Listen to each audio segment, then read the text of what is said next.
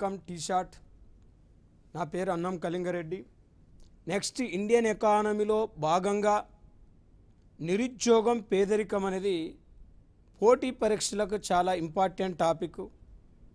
General studies విభాగంలో నిరుద్యోగం రకాలు, నిరుద్యోగాన్ని అంచనా వేసే పద్ధతులు, ప్రస్తుతం మన దేశంలో నిరుద్యోగం ఎంత శాతం ఉంది అనే అంశాల మీద ఎక్కువగా మనకు జిఎస్లో ఫోకస్ చేస్తాడు. కాబట్టి వీటిని మనం ఎక్కువ కూడా కాన్సన్ట్రేషన్ చేయవలసిన అవసరం ఉంది.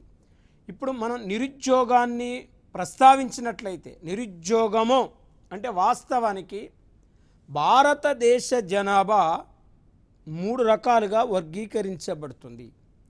ఒకటి 0 నుండి 15 సంవత్సరాలు, 2 15 నుండి 60 సంవత్సరాలు, 3 60 సంవత్సరాల పైబడిన జనాభా. అంటే ఈ 15 సంవత్సరాల లోపు వాళ్ళను చిల్డ్రన్స్ అంటారు, 60 years అబోవ్ వాళ్ళను సీనియర్ సిటిజన్ వృద్ధులు అంటారు. మరి 15 నుండి 60 సంవత్సరాల వయసు గల జనాభాను వయోజనులు అంటారు. మనం నిరుద్యోగాన్ని తీసుకునేటప్పుడు, నిరుద్యోగాన్ని లెక్కించేటప్పుడు కేవలం 15 నుండి 60 సంవత్సరాల జనాభాను మాత్రమే తీసుకోవాలి తప్ప 15 years బిలో 60 years అబోవ్ పాపులేషన్ని తీసుకోకూడదు. ఎందుకంటే వాళ్ళని అనుత్పాదక జనాభా అంటారు. అంటే అనుత్పాదక జనాభా కిందికి ఎవరు వస్తారంటే వృద్ధులు వస్తారు, వాస్తవానికి చిల్డ్రన్స్ వస్తారు. ఉత్పాదక జనాభా కిందికి ఎవరు వస్తారంటే మరి ఇక్కడ వయోజనులు వస్తారు. మరి ఇప్పుడు జనరల్గా 15 నుండి 60 సంవత్సరాల వయసు కలిగిన జనాభాలో అంటే పని చెయ్యాలని ఆసక్తి ఉండి, పని చెయ్యాలని కోరిక ఉండి, పని దొరకనటువంటి స్థితినే నిరుద్యోగం అంటాం. అంటే ఉద్యోగం చేయాలని ఆసక్తి ఉన్నప్పటికీ ఉద్యోగం దొరకనటువంటి స్థితినే నిరుద్యోగం అంటాం. మార్కెట్లో ఉన్న వేతనానికి పని చేయటానికి సిద్ధంగా ఉన్నప్పటికీ పని దొరకనటువంటి స్థితినే నిరుద్యోగంగా మనం చెప్పుకోవచ్చు. మరి ఈ నిరుద్యోగాన్ని ప్రతి 4-5 సంవత్సరాలకు ఒక్కసారి, ప్రతి 4-5 సంవత్సరాలకు ఒక్కసారి నిరుద్యోగాన్ని ఇక్కడ ఎన్ఎస్ఎస్ఓ అనే సంస్థ అంచనా వేస్తుంది. అంటే నిరుద్యోగాన్ని లెక్కించే సంస్థ NSSO, national sample survey organisation, జాతీయ నమూనా సర్వే సంస్థ నిరుద్యోగాన్ని క్యాలిక్యులేట్ చేస్తుంది, నిరుద్యోగాన్ని లెక్కిస్తుంది. మరి ఈ ఎన్ఎస్ఎస్ఓ ప్రధాన కార్యాలయము ఎక్కడుంది? ఎన్ఎస్ఎస్ఓ హెడ్ క్వార్టర్ ఎక్కడుంది అంటే ఎన్ఎస్ఎస్ఓ ప్రధాన కార్యాలయము వాస్తవానికి న్యూఢిల్లీలో ఉంది. ఇది జనరల్గా నిరుద్యోగాన్ని అంచనా వేసే సంస్థ, లెక్కించే సంస్థ అని చెప్తున్నాం. ఇప్పుడు మనం జనరల్గా వాస్తవానికి నిరుద్యోగం అనేది ప్రదేశాన్ని బట్టి, కాలాన్ని బట్టి, ప్రాంతాన్ని బట్టి మారుతుంది. మరి ఈ నిరుద్యోగం అభివృద్ధి చెందిన దేశాల్లో వేరుగా ఉంటుంది, అభివృద్ధి చెందుతున్న దేశాల్లో వేరుగా ఉంటుంది. అన్ని దేశాల్లో ఒకే రకమైన నిరుద్యోగం ఉండదు. మనం జనరల్గా తీసుకుంటే డెవలప్డ్ కంట్రీస్, డెవలప్డ్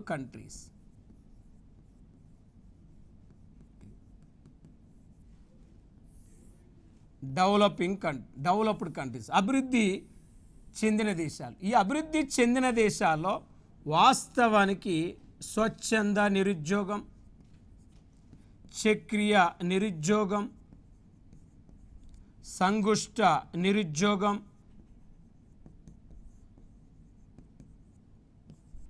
సాంకేతిక నిరుద్యోగం, ఇవి ప్రధానంగా ఎక్కువగా మనకు కనపడుతుంటాయి. అంటే స్వచ్ఛంద నిరుద్యోగము, చక్రీయ నిరుద్యోగము, సంగుష్ట నిరుద్యోగము, సాంకేతిక నిరుద్యోగం అనేది ప్రధానంగా మనకి ఎక్కడ కనపడుతుందంటే డెవలప్డ్ కంట్రీస్లో కనపడుతుంది. మరి ఈ డెవలపింగ్ కంట్రీస్, అభివృద్ధి చెందుతున్న దేశాల్లో డెవలపింగ్ కంట్రీస్లో మనం తీసుకుంటే డెవలపింగ్ కంట్రీస్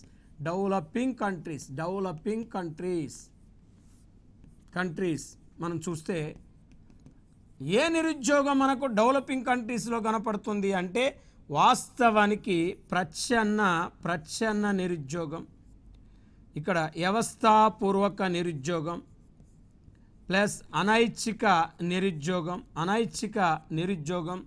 ఋతు సంబంధిత నిరుద్యోగం, తర్వాత విద్యావంతుల నిరుద్యోగం. ఇవి మనకు ఎక్కువగా అభివృద్ధి చెందుతున్న దేశాల్లో కనపడతాయి. అంటే డిస్గైజ్డ్ అన్ఎంప్లాయ్మెంట్ కానీ, ఇన్స్టిట్యూషనల్ అన్ఎంప్లాయ్మెంట్ కానీ, అన్వాలంటరీ అన్ఎంప్లాయ్మెంట్ కానీ, సీజనల్ అన్ఎంప్లాయ్మెంట్ కానీ, ఎడ్యుకేషనల్ అన్ఎంప్లాయ్మెంట్ కానీ ఎక్కువగా మనకు ఫోకస్గా డెవలపింగ్ కంట్రీస్లో కనపడతాయి. అంటే అభివృద్ధి చెందుతున్న దేశాలకు, అభివృద్ధి చెందిన దేశాలకు నిరుద్యోగంలో మనకు కొంత వ్యత్యాసం ప్రధానంగా కనపడుతుందని చెప్తున్నాం. ఇప్పుడు ఎలా అడుగుతాడు, ఈ క్రింది వానిలో అభివృద్ధి చెందిన దేశాల్లో కనపడే నిరుద్యోగం ఏందంటాడు. మరి అభివృద్ధి చెందిన దేశాల్లో కనపడే నిరుద్యోగం ఏందన్నప్పుడు మనం చెప్పుకున్నాం. కాబట్టి అప్పుడు మనకు ఇక్కడ మేజర్గా డెవలప్డ్ కంట్రీస్లో ఉండే నిరుద్యోగం గురించి మనం ప్రధానంగా అధ్యయనం చేయటం జరిగింది. ఇప్పుడు మనం టైప్స్ ఆఫ్ అన్ఎంప్లాయ్మెంట్, నిరుద్యోగము రకాల గురించి మనం అధ్యయనం చేసినట్లయితే, ఫోకస్ చేసినట్లయితే ఇక్కడ స్వచ్ఛంద నిరుద్యోగం దీన్ని వాస్తవానికి చూస్తే స్వచ్ఛంద నిరుద్యోగానికి సంబంధించినది గుర్తించమని కాన్సెప్ట్ బేస్డ్ ప్రశ్న అడుగుతాడు. కాన్సెప్ట్ బేస్డ్ ప్రశ్న అడిగినప్పుడు దేన్ని మనం స్వచ్ఛంద నిరుద్యోగం అనాలంటే, పని చేయటానికి సిద్ధంగా ఉన్నప్పటికీ పని దొరకనటువంటి స్థితిని స్వచ్ఛంద నిరుద్యోగం అనాలా అంటే అనకూడదు. పని చేయటానికి ఇష్టపడని వారిని స్వచ్ఛంద నిరుద్యోగులు అంటారు. పని చేయటానికి ఇష్టపడని వారిని స్వచ్ఛంద నిరుద్యోగులు అంటారనేది ఇక్కడ క్లారిటీగా గుర్తుపెట్టుకోవాలి.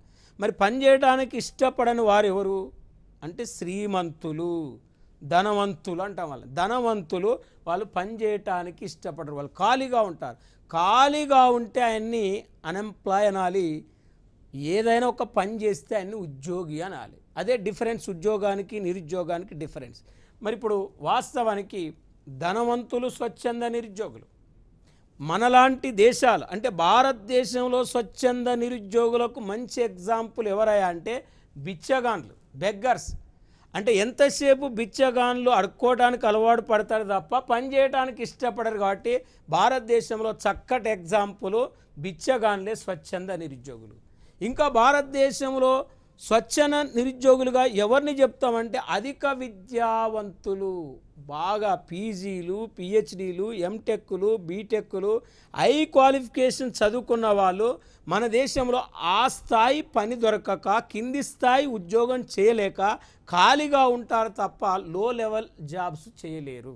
ఎందుకంటే వాళ్ళ యొక్క ప్రెస్టేజ్ దెబ్బతింటుందనే ఉద్దేశంతో బాగా చదువుకున్న వాళ్ళు ఈ దేశంలో ఇప్పుడు ఖాళీగా ఉన్నారు. వాళ్ళే స్వచ్ఛంద నిరుద్యోగులు. అంటే స్వచ్ఛంద నిరుద్యోగులకు మనం ఎట్లా చెప్పాలంటే, పని చేయటానికి ఇష్టపడని వారు స్వచ్ఛంద నిరుద్యోగులే, అది నెంబర్ 1. నెంబర్ 2, మార్కెట్లో ఉన్న వేతనం నచ్చక పని చేయటానికి ఇష్టపడని వారు స్వచ్ఛంద నిరుద్యోగులే. అంటే రెండవది చూడండి, అధిక విద్యావంతులు, వీళ్ళు ఎక్కువ చదువుకుంటారు, ఆ ఎక్స్పెక్టెడ్ శాలరీ రాక తక్కువ శాలరీకి పని చేయలేక ఖాళీగా ఉంటారు కాబట్టి వాళ్ళు అధిక విద్యావంతులు అని చెప్తాం.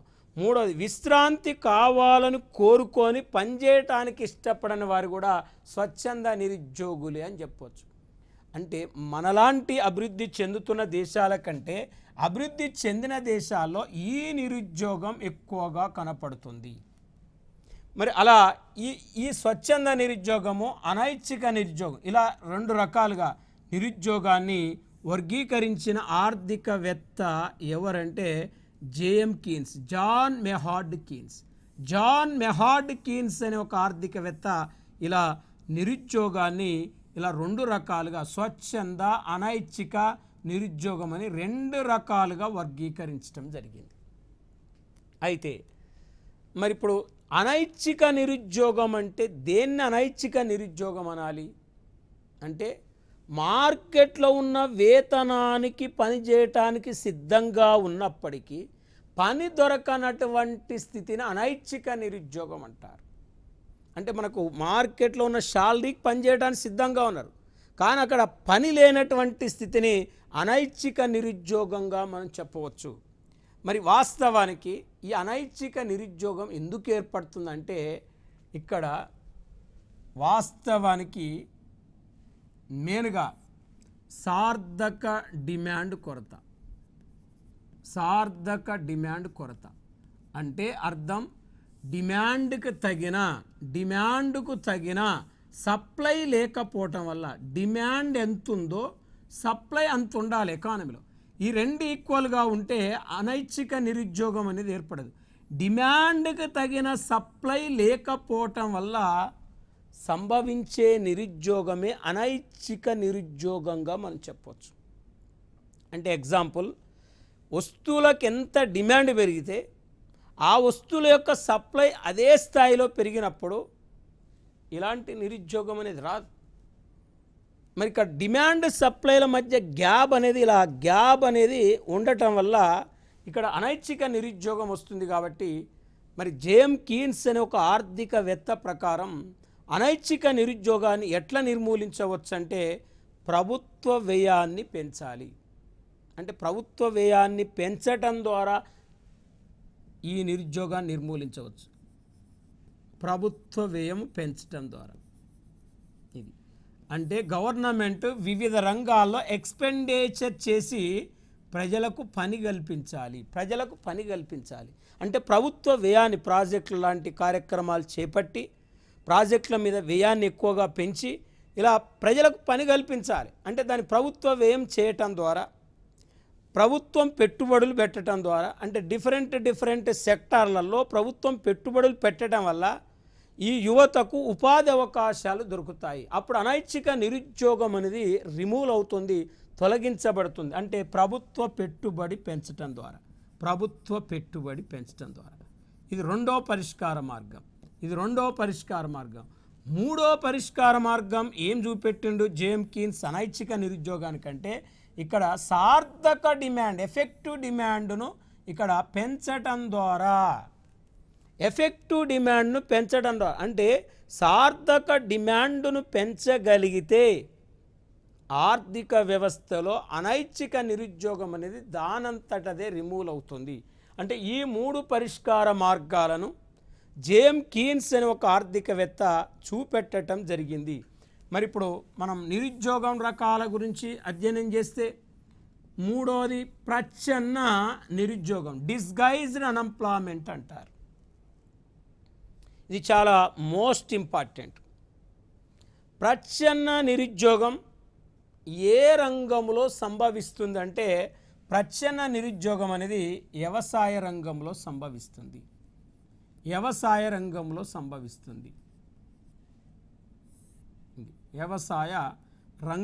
సంభవించే నిరుద్యోగం ప్రచ్ఛన్న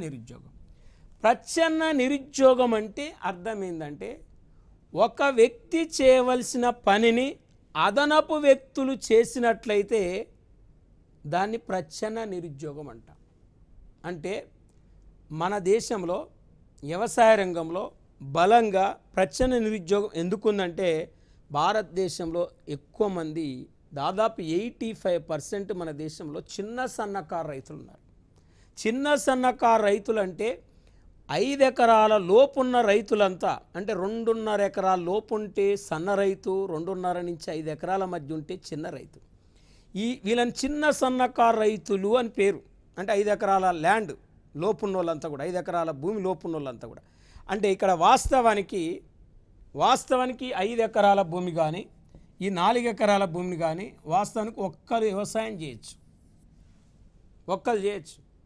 ఒక్కరు చేసే పని ఇద్దరు చేస్తుండ్రు, ఇద్దరు చేసే పని ముగ్గురు చేస్తారు. ఆడ పని చేయడానికి లేదాడ. అంటే 50 ఎకరాలు 100 ఎకరాలు ఉండంటే ఒక 4, ఒక 5, 10 మంది ఆ వ్యవసాయం మీద డిపెండ్ అయితే వాళ్ళకి పని కల్పిస్తుంది. ఆడ పని చేయడానికి ఒక్కరికే పని లేదు. 1, 2 ఎకరాల భూమి 5 ఎకరాల వరకు ఇద్దరు చేయొచ్చు.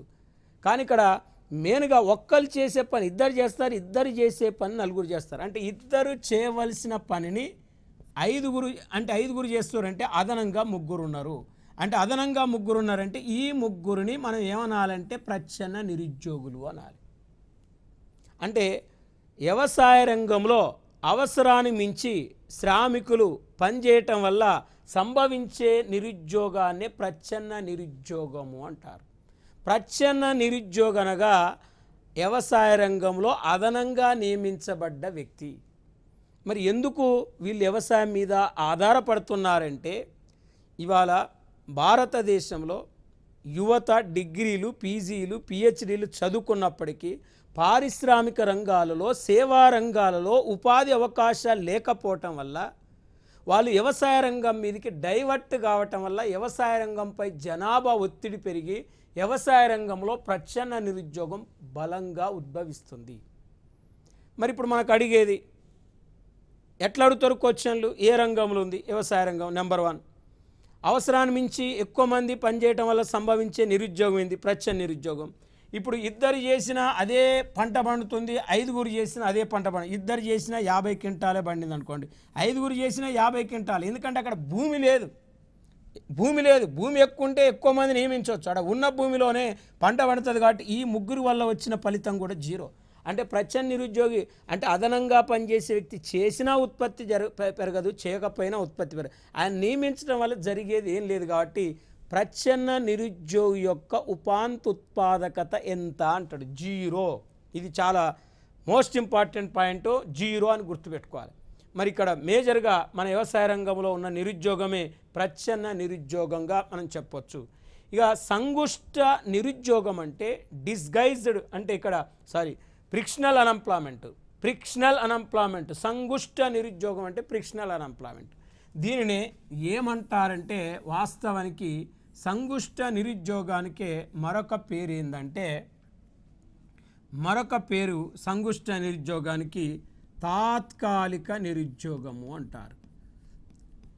దీన్ని ఒత్తిడి నిరుద్యోగము అంటారు.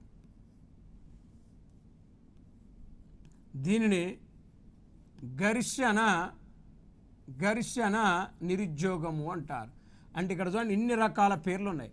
తాత్కాలిక, ఒత్తిడి, ఘర్షణ నిరుద్యోగం అంటున్నాం. అంటే ఎందుకు అంటున్నామంటే, ఒక ఉద్యోగం చేసి ఒక నెల రోజులు గ్యాప్ ఉంటే ఆ గ్యాబులో ఒక వ్యక్తి ఎంత ఒత్తిడికి గురవుతాడు, ఎంత ఘర్షణకు గురవుతాడు అనేది మనం ఇక్కడ ప్రస్తావించవచ్చు. అంటే సంగుష్ట నిరుద్యోగము శాశ్వత నిరుద్యోగం కాదన్నాం. ఎందుకు కాదన్నాం అంటే, ఇక్కడ వాస్తవానికి ఇది తాత్కాలికంగా ఉంటుంది కానీ శాశ్వతంగా ఉండదు. ఎగ్జాంపుల్, సంగుష్ట నిరుద్యోగం అంటే అర్థం ఏంటంటే, శ్రామికుడు ఒక వృత్తి నుండి మరొక వృత్తికి మారే సమయంలో కొంతకాలం గ్యాబుగా ఉంటాడు. ఒక పరిశ్రమలో కానీ, ఒక వృత్తిలో కానీ, ఒక రంగంలో కానీ పనిచేస్తున్నప్పుడు ఆ వృత్తి నచ్చక, ఆ రంగం నచ్చక, ఆ సంస్థ నచ్చక, ఆ పరిశ్రమ నచ్చక అందులో ఉద్యోగం మానేసింది అనుకోండి, వేరే వృత్తిలో నిలదొక్కునే వరకు, వేరే సంస్థలో, వేరే పరిశ్రమలో పని దొరికే వరకు కొన్ని రోజులు ఖాళీగా ఉండొచ్చు. ఆ ఖాళీ అనేది మనం చెప్పలేము. 1 నెల రోజులు పట్టవచ్చు, 2 నెలలు పట్టవచ్చు, 3 నెలలు పట్టవచ్చు. ఆ నెల రోజులు ఖాళీగా ఉండనుకోండి, ఆ ఖాళీగా ఉండే నిరుద్యోగాన్నే సంగుష్ట నిరుద్యోగం అంటారు. అంటే ఒక పరిశ్రమలో పనిచేసి ఆ పరిశ్రమలో మానేసి మరో పరిశ్రమలో ఉద్యోగం ఎత్తుకునే వరకు ఖాళీగా ఉంటే ఆ గ్యాబులో ఉండే నిరుద్యోగాన్ని సంగుష్ట నిరుద్యోగం అంటున్నాం.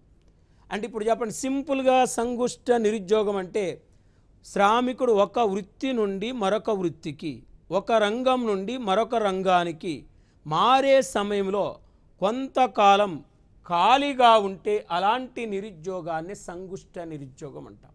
మరి ఇది ఎక్కువ డెవలప్డ్ కంట్రీస్లో ఈ నిరుద్యోగం సంభవిస్తుంది.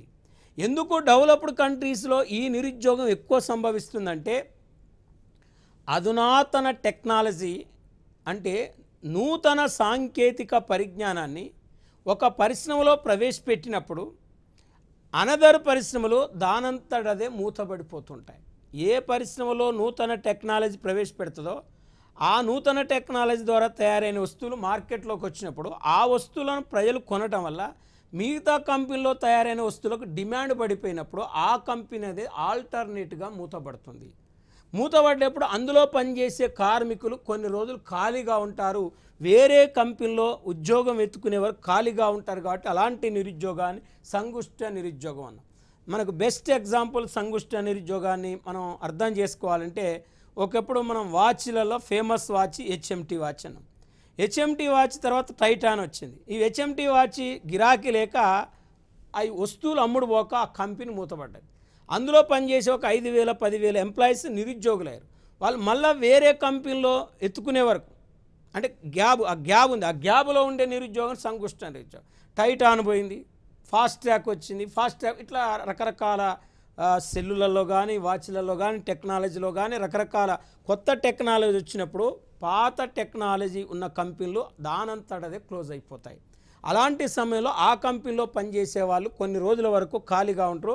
అలాంటి నిరుద్యోగాన్ని సంగుష్ట నిరుద్యోగం అంటున్నాం. ఇవాళ అమెరికా లాంటి దేశాల్లో మనం చూస్తున్నాం, సాఫ్ట్వేర్ వ్యవస్థ క్రమక్రమంగా డౌన్ఫాల్ అవుతుంది. అక్కడ కూడా ఉపాధి అవకాశాలు అనేవి కనుమరుగైపోతున్నాయి. కాబట్టి అక్కడ మరి సంగుష్ట నిరుద్యోగం అనేది మనం బలంగా ఈ మధ్య కాలంలో అమెరికా దేశంలో చూస్తున్నాం. ఇది ఒక రకమైన నిరుద్యోగం, ఇది చాలా డేంజర్ నిరుద్యోగం. అందుకే దీన్ని ఒత్తిడి, ఘర్షణ, తాత్కాలిక నిరుద్యోగం అని చెప్పినాం. మరి ఇది ఒక నిరుద్యోగం.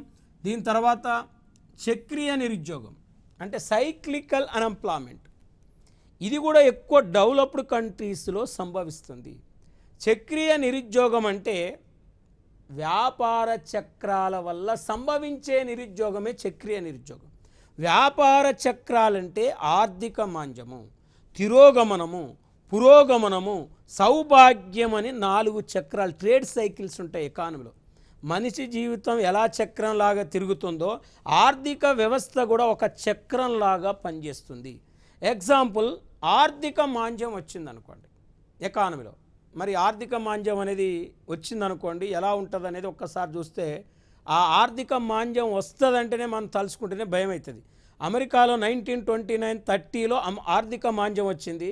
మళ్ళీ ఇప్పటి వరకు అమెరికాలో ఆర్థిక మాంద్యం అటాక్ కాలేదు.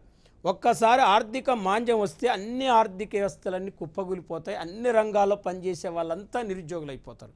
అంటే ఆర్థిక మాంద్యం ఎట్లా వస్తుందంటే, ఎకానమీలో వాస్తవానికి పోటీ ఎక్కువైనప్పుడు సంస్థల మధ్య కానీ వ్యాపార సంస్థల మధ్య కానీ పోటీ ఎక్కువైనప్పుడు ఈ పోటీని తట్టుకోవడం కోసం ఏం చేస్తారంటే ధరలు తగ్గిస్తారు.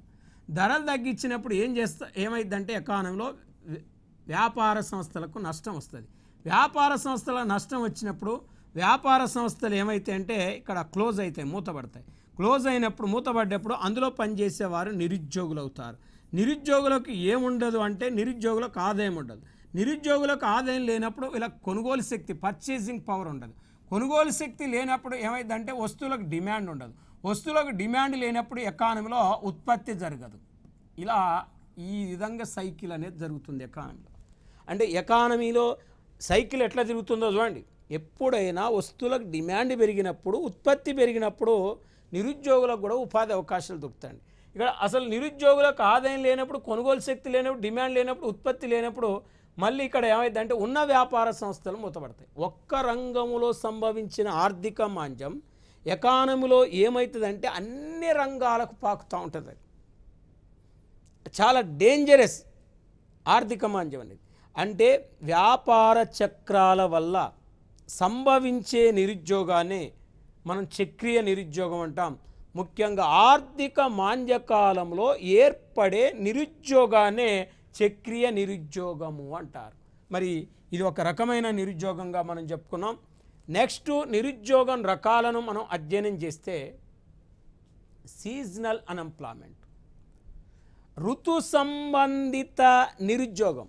సీజనల్ అన్ఎంప్లాయ్మెంట్, ఋతు సంబంధిత నిరుద్యోగం. ఈ ఋతు సంబంధిత నిరుద్యోగం కూడా మనకు వ్యవసాయ రంగంలో సంభవిస్తుంది. వ్యవసాయ రంగంలో సంభవిస్తుంది ఋతు సంబంధిత నిరుద్యోగం. మరి వ్యవసాయ రంగంలో సంభవిస్తుంది ఋతు సంబంధిత నిరుద్యోగం. భారతదేశంలో గ్రామీణ ప్రాంతంలో ఎక్కువగా ఏ రకమైన నిరుద్యోగం ఉందంటే సీజనల్ అన్ఎంప్లాయ్మెంట్. మరి సీజనల్ అన్ఎంప్లాయ్మెంట్ ఎక్కువగా ఉంది రూరల్ ఏరియాస్లో. మరి ఇక్కడ సీజనల్ అన్ఎంప్లాయ్మెంట్ ఎందుకు ఉందంటే భారతదేశంలో ఎక్కువ మంది ప్రజలు వ్యవసాయ రంగం మీద ఆధారపడి జీవిస్తున్నారు. మరి వ్యవసాయ రంగం మీద ఆధారపడి జీవిస్తున్నారు కాబట్టి ఇక్కడ భారతదేశ వ్యవసాయం అనేది ఋతుపవనాల మీద ఆధారపడి ఉంది. చూడండి, Indian agriculture sector depend on the monsoons. అంటే ఋతువు అనుకూలించినప్పుడు మాత్రమే పని దొరికి మిగతా సమయంలో ఖాళీగా ఉన్నట్లయితే అలాంటి నిరుద్యోగాన్ని ఋతు సంబంధిత నిరుద్యోగం అంటాం. చూడండి, అంటే ఋతువు అనుకూలించినప్పుడు వర్షాలు పడతాయి. వర్షాలు పడ్డప్పుడు వ్యవసాయ శ్రామికులకు పని దొరుకుతుంది, వ్యవసాయదారులకు పని దొరుకుతుంది. అదే ఋతువు అనుకూలించలేదనుకోండి, పొలాలు స్టార్ట్ కావు, నాట్లు స్టార్ట్ కావు, కలుపులు స్టార్ట్ కావు, కోతలు స్టార్ట్ కావు. కానప్పుడు ఈ వ్యవసాయం మీద బేస్ అయ్యే వాళ్ళంతా, డిపెండ్ అయ్యే వాళ్ళంతా ఖాళీగా ఉంటారు. అంటే అలాంటి నిరుద్యోగాన్ని ఋతువు అనుకూలించినప్పుడు పని దొరికి ఋతువు అనుకూలించకపోతే ఖాళీగా ఉంటే అలాంటి నిరుద్యోగాన్ని మనం సీజనల్ అన్ఎంప్లాయ్మెంట్ అంటున్నాం. అంటే ఇది ప్రధానంగా ఈ ఋతు సంబంధిత నిరుద్యోగం వ్యవసాయ రంగంతో పాటు మెయిన్గా వ్యవసాయ ఆధార పరిశ్రమైన పంచదార పరిశ్రమలో ఈ నిరుద్యోగం ఎక్కువగా ఉంటుంది. షుగర్ ఫ్యాక్టరీలలో ఈ నిరుద్యోగం ఎక్కువ ఉంటుంది. ప్రత్యేకంగా షుగర్ ఫ్యాక్టరీలే ఎందుకు మనం ప్రస్తావించినాం ఈ నిరుద్యోగం గురించి అంటే, పంచదార పరిశ్రమ సంవత్సరం అంతా శ్రామికులకు ఉపాధి అవకాశాలు కల్పించదు. కేవలం చెరుకు కోతకొచ్చిన సమయంలో మాత్రమే పంచదార పరిశ్రమ రన్ అవుతుంది కాబట్టి ఆ సమయంలో ఆ పరిశ్రమలో పనిచేసే వాళ్ళకు పని దొరుకుతుంది. మిగతా సమయంలో వాళ్ళు ఖాళీగా ఉండవలసి వస్తుంది. కాబట్టి అలాంటి నిరుద్యోగాన్ని కూడా ఋతు సంబంధిత నిరుద్యోగం అంటున్నామంటే అది మనకు మేజర్గా వ్యవసాయ ఆధార పరిశ్రమైన షుగర్ ఫ్యాక్టరీలో కూడా ఋతు సంబంధిత నిరుద్యోగం బలంగా కనపడుతుంది. మరి ఇది ఒక రకమైన నిరుద్యోగం. దీని తర్వాత చూస్తే వ్యవస్థాపూర్వక నిరుద్యోగం, ఇన్స్టిట్యూషనల్ అన్ఎంప్లాయ్మెంట్ అంటాం. ఇన్స్టిట్యూషనల్ అన్ఎంప్లాయ్మెంట్ అంటే వాస్తవానికి దీన్ని దీర్ఘకాలిక నిరుద్యోగం అంటాం, దీనిని శాశ్వత నిరుద్యోగం అంటాం. మరి దీర్ఘకాలిక నిరుద్యోగం, శాశ్వత నిరుద్యోగం అని చెప్పుకుంటున్నాం అంటే వాస్తవానికి శ్రామిక సప్లై కంటే ఇక్కడ శ్రామిక డిమాండ్ తక్కువ ఉండటం వల్ల, అంటే శ్రామిక డిమాండ్ తక్కువ ఉండటం వల్ల, చూడండి, శ్రామిక సప్లై కంటే శ్రామిక డిమాండ్ తక్కువ ఉండటం వల్ల సంభవించే నిరుద్యోగము మరి వ్యవస్థాపూర్వక నిరుద్యోగం. వ్యవస్థాపూర్వక నిరుద్యోగం అంటాం. అంటే ఇప్పుడు చదువుకొని బయటికి వచ్చే వాళ్ళ సంఖ్య ఎక్కువ ఉండటాన్ని సప్లై అంటాం. ఆ విధంగా ఉద్యోగ అవకాశాలు తక్కువ ఉండటాన్ని డిమాండ్ అంటాం. అంటే చదువుకున్న వాళ్ళ స్థాయి కంటే ఆర్థిక వ్యవస్థలో ఉద్యోగ అవకాశాలు తక్కువ ఉన్నప్పుడు సంభవించే నిరుద్యోగమే వ్యవస్థాపూర్వక నిరుద్యోగంగా చెప్పవచ్చు.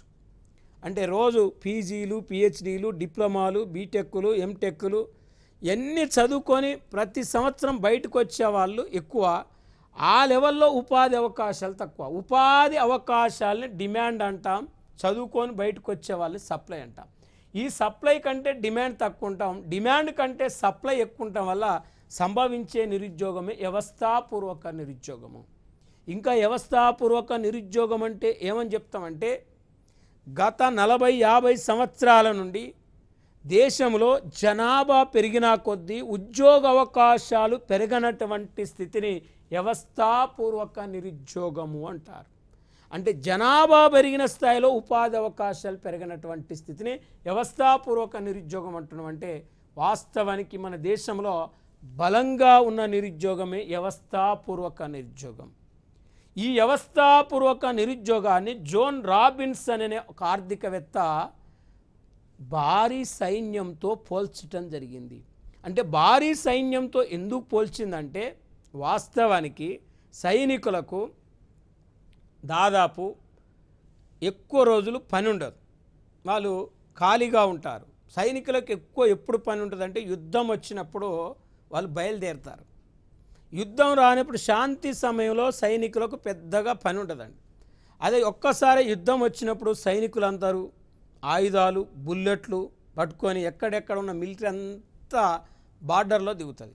అన్ని రోజులు కాముగా ఎక్కడ కనపడని సైన్యం ఒక్కసారి వందలాదిగా ఒక్కసారి దిగుతుందంటే ఇక్కడ మనం చూడండి, ఎక్కడ భారీ స్థాయిలో గొడవలు జరిగినప్పుడు కూడా ఒక్కసారి మిలిటరీ దిగుతుందండి.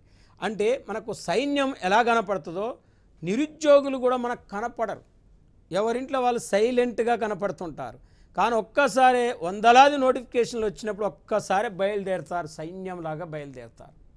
అందుకే భారీ సైన్యంతో వ్యవస్థాపూర్వక నిరుద్యోగాన్ని జోన్ రాబిన్సన్ అనే ఒక ఆర్థికవేత్త పోల్చడం జరిగింది. కాబట్టి భారతదేశంలో బలంగా ఉన్న నిరుద్యోగమే వ్యవస్థాపూర్వక నిరుద్యోగం. మనం దాదాపు నిరుద్యోగం రకాల్లో 7 రకాల నిరుద్యోగాలు చదువుకున్నాం. ఇంకా మనకు నిరుద్యోగం రకాలున్నాయి. నెక్స్ట్ క్లాస్ పార్ట్ 2లో నిరుద్యోగం సంబంధించిన రకాలు, నిరుద్యోగాన్ని అంచనా వేసే పద్ధతులు, ప్లస్ నిరుద్యోగం ఎంత శాతం ఉందనేది మనకు నెక్స్ట్ క్లాసులో పూర్తి వివరాలతో నేర్చుకుందాం. Thank you.